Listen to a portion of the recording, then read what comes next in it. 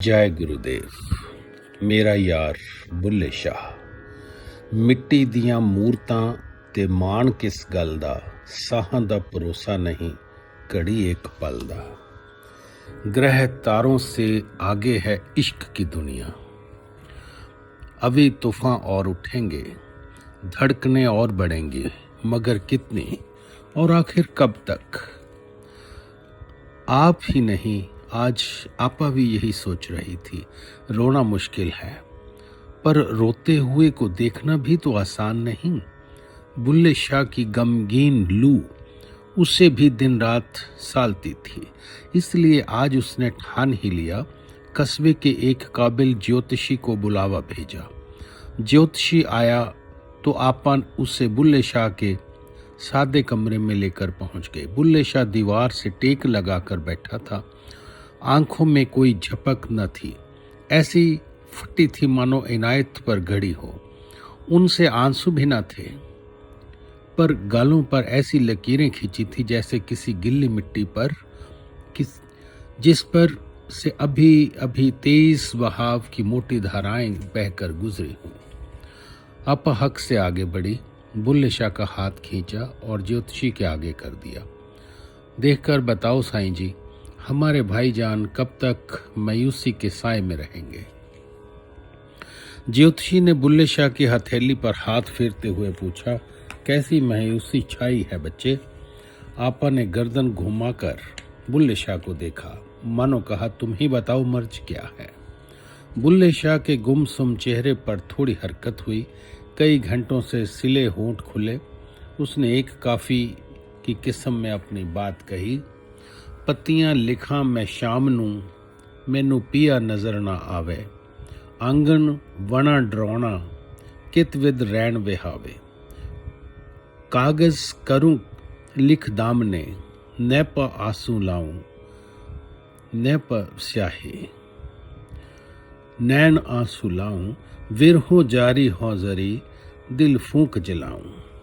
मैं अपने मौला के जज्बातों की चिट्ठियां लिख लिख कर भेज रहा हूं, लेकिन शायद वे उन्हें पढ़ नहीं रहे, तभी मुझे अपना दीद नहीं देते। मेरे मन का आंगन बेहद डरावना बन चुका है। उसमें से ना जाने कैसे बेतरतीब ख्याल उठते हैं। कहो साईं, मैं गमों की इस काली रात को कैसे गुजारूं साईं, कैसे गुजारूं। आंखों से खुद व खुद आंसू उमड़ आते हैं। कोई कोशिश नहीं करनी पड़ती। जुदाई का आग दिन रात जलाती है। दिल फूक फूक कर राख बन चुका है। भज सका ते भज जावा, सब तजते करा फकीरी। पर दुलड़ी तुलड़ी बोल चोलड़ी, ते गल विच प्रेम जंजीरी। नींद गई कित देश नू, ओ भी वैरन मेरी। मत सुपने बिच मैं आन मिले, ओह नीदर केड़ी। रो रो जियो बुलाउंदियां, गम करियां चना।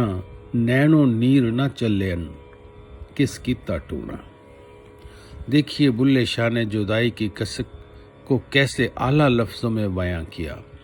ज्योतिषी जी, अब आप ही इतनी घुटन महसूस होती है, अब तो इतनी घुटन महसूस होती है कि दिल करता है सब छूट छाड़ के कहीं दूर भाग जाऊं और मस्त हो फकीरी करूं। पर क्या करूं, मैं बेबस हूं। मेरे गले में 2 नहीं 3 नहीं 4 न जाने कितने फेरों वाली प्रेम जंजीर पड़ी है।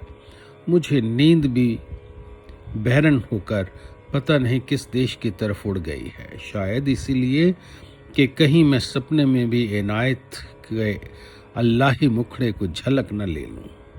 अब तक बुੱਲੇ शाह सुबकने लगा था। आंसुओं की धाराएं अपने उसी पुराने रास्ते पर फिर बह उठी थी। वह साथ साथ कह रहा था, साईं जी, जब एक दिन बर्दाश्त से ज्यादा भारी हो जाता है तो खुद को दिलासा देता हूं, रोले बुੱਲਿਆ, थोड़ा और रोले। कम से कम अंदर जमा आंसुओं का बोझ तो हल्का कर लो। पर आह, कुछ हल्का बल्का नहीं होता। गम दुगना हो जाता है। सारे आंसू सूख जाते हैं, तब भी जिगर का हाल बेहाल रहता है। ये सब क्या हो गया ज्योतिषी जी। तो ऐसा तो नहीं कि मेरे शाह जी पर किसी ने टोना टोटका कर दिया, नहीं तो वो इतने बेपरवाह नहीं हो सकते थे, नहीं हो सकते थे। बुल्ले शाह का दिल मुंह को आ गया था, तभी तो जज्बातों को लगातार लफ्ज़ मिल रहे थे। वह लंबी लंबी सांसें ले रहा था और कहे जा रहा था, पांधे पंडित जगत के, मैं पूछ रही या सारे, पोथी वेद क्या दोष है जो उल्टे भाग हमारे। भैया वे ज्योतिषिया एक सच्ची बात भी कही हो, जे मैं हीणी भाग दी तुम चुप न रही हो। आज मैं जगत के सारे आलम फाजिल पंडितों को पुकारता हूँ, दुहाई है सबको दुहाई, मुझे कोई बताओ मेरी कुंडली में ऐसा क्या मोड़, ऐसा क्या फिर पड़ गया है जो मेरा भाग्य पूरे का पूरा ही पलटी खा गया। हे ज्योतिषी भाई, दिल खोलकर सच्ची सच्ची कहना, तुझे रब की सौं, अगर मेरी किस्मत ऐसी ही खोटी है तब भी चुप मत रहना, सब साफ साफ बताना। ज्योतिषी बेचारा घबरा गया, उसे पहली दफा इतना दुखी मांदा ग्राहक मिला था। उसने बिना पूछे कहे एक हाथ से अपनी ठुड्डी को जकड़ लिया, आंखें गाड़कर बुल्ले शाह की लकीरों में खोने लगा। कुछ लम्हों के बाद उसने बिना गर्दन उठाए बस पलकों को उठाकर बुल्ले शाह को घूरा, फिर लकीरों को बुल्ले शाह को, फिर लकीरों को, आखिर गला खंगार कर भारी आवाज में बोला, बरखुरदार, तुम जैसा मुरीद किस्मत या भाग्य का गुलाम नहीं होता। जो मौला के लिए ताथई नाचने लगा हो, उसे फलक के ग्रह तारे क्या अपने इशारों पर नचाएंगे। तुम्हारी दुनिया इन लकीरों से बहुत आगे है, इतनी आगे यहाँ तक मेरी और मेरे इल्म की पहुंच नहीं। मुझे माफ करना भाई, मैं चलता हूँ। ज्योतिषी जी अपनी पोथियां समेट सीधे कोठे की सीढ़ियां उतर गए। चप्पल दरवाजे पर ही छूट गई, आपा ने बाद में पहुंचाई। हर मौसम में गाई बस तुम्हारी कहानी, तेरी याद के काफिले हर मौसम दिल के सहरा में यूं गुजरते हैं, जैसे कोई आजान देता है, जैसे मंदिर में शंख बजते हैं। ओह जनवरी की ठिठुरती सर्द हवाओं में, जेठ की तपती लू में, फागुन की बसंत बहार में, सावन की रिमझिम फुहार में, सब मौसमों में, 12 महीनों के मिजाजों में बुल्ले शाह ने विरहा के भी अलग अलग जायकों को चखा। चख कर जो भी हाल हुआ उसे अपने 12 माह नामक लोक काव्य में दर्ज भी किया। अब आगे उसकी इसी काव्य की काफियां होंगी। मौसम दर मौसम उसके अंदर विरह की छटाएं कैसे बदली आए जाने। क्या खिजा, क्या रिमझिम सावन, क्या फाग की रवानी है। हर मौसम के मेहमान को मैंने सुनाई बस तुम्हारी कहानी है। ये आकाश का घर भी कितना अजीब है, घर नहीं मानो सराय हो। कोई मौसम रुकता ही नहीं, एक जाता है तो दूसरा आता है। इन सभी मेहमानों ने एक एक करके बुल्ले शाह की खिड़की से झांका, अपने अपने हसीन रंग बिखेरे, पर बदले में बुल्ले शाह ने सबको एक ही कहानी सुनाई, जिसे उसने विरह के कलम से आंसुओं की स्याही में डुबो कर लिखा था। ये कहानी उसके 12 नामक काव्य में 12 काफियों के रूप में दर्ज है। 12 माह पंजाबी लोक काव्य का एक निराला ढंग है। इसमें एक विरही बदलते मौसमों के साथ अपने विरह वेग और भावों को बताता है। बुल्ले शाह ने भी खूब बताया कुछ ऐसे। पोष जनवरी के महीने ने दस्तक दी। बुल्ले शाह ने अपनी खिड़की के बुर्ज खोले, सामने बर्फीला पेड़ खड़ा था, दामन में उसके ठंडी ठारी कुल्फियां थी। वह अपनी सर्द फूंकों से हर रस को जमा रहा था। बुल्ले शाह ने देखा तो इस दिल की सारंगी से दर्दीली धुन फूट पड़ी। ओह हुण पूछूं जाके तुम प्यारे क्यों मीत, किस मोहन मन मोह लिया जो पत्थर की नोचीत। या वो जाकर पूछ तो मेरे हबीब इनायत से, वो इतने बेरुख कैसे हो गए क्यों हो गए? किस जादूगर ने उन पर टोटका या टोना फूंका है जो उसका दिल पत्थर का हो गया? बुल्ले शाह के हरे जख्मों की कसक की लहर दौड़ी। वह पोह की सर्द हवाओं पर ही शक का इल्जाम लगा बैठा। कहीं ऐसा तो नहीं कि पोह ये मेरी ही शरारत हो, क्योंकि मुझे इल्म है कि मेरे इनायत का दिल तो मोम सा है जो एक हल्के से गर्म झोंके से ही पिघल उठता है।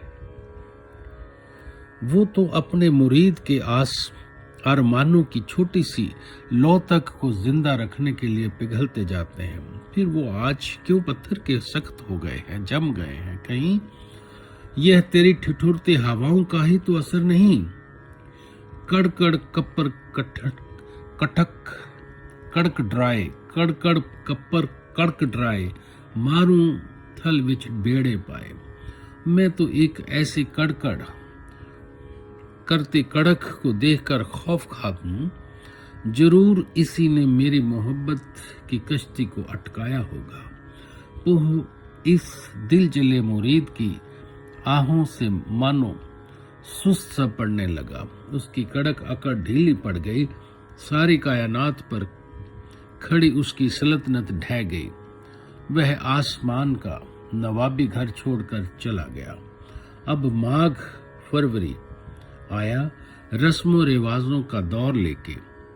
जियारती और इलाही मुकामों तीर्थ स्थलों पर मेले जुटे। धार्मिक जन तालाबों, नदियों और तीर्थों में डुबकियां लगाने लगे। माँ के वोहें फैलाकर बुल्ले शाह को भी न्योता दिया, आजा तू भी ठंडे पानी के 2-4 डुबकियां लगाकर कुछ कर्म कमा ले। बदले में बुल्ले शाह ने उसे भी अपना हाले दिल सुनाया। मागी नहावन मैं चली जो तीर्थ कर समान, सब गज गज बरसे मेघला मैं रो रो करा स्नान। वाह दोस्तों, शायद जहां तक हम लोगों ने शायरी की कभी नबज टटोली है तो इससे ऊपर कोई मिला नहीं जो एक परमात्मा के प्रेम में, एक गुरु के प्रेम में किसी शिष्य की ऐसी हालत हुई हो। बस या ये थे या एक और थे। कभी समय मिला तो आपको उनकी भी बात बताऊंगा।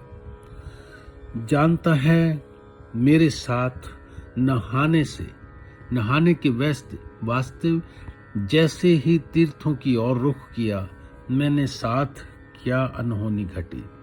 मेरी आंखों में उमड़ घुमड़ कर जुदाई के बादल घेर आए, फिर वे झमझम बरस पड़े। देखा मैं बदनसीब रो रो कर अपने आंसुओं में ही नहा गया। मैं अपने गम की गहरी नदी में डुबकी लगा गया। पूरा सर से पांव तक डूबा बैठा हूं।